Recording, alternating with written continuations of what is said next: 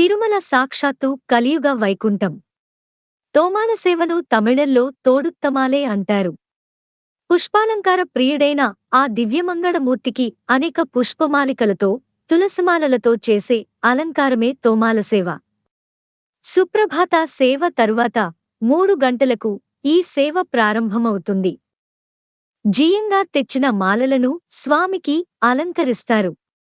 వారంలో 6 రోజులు శుద్ధి అనంతరం ఈ సేవ జరిపిస్తారు. శుక్రవారం నాడు మాత్రం అభిషేకం జరిపించిన తరువాత రెండవసారి తోమాల సేవ చేస్తారు. ఈ సేవలో స్వామిని భక్తులు విశేషంగా దర్శించుకుని పునీతులవుతారు.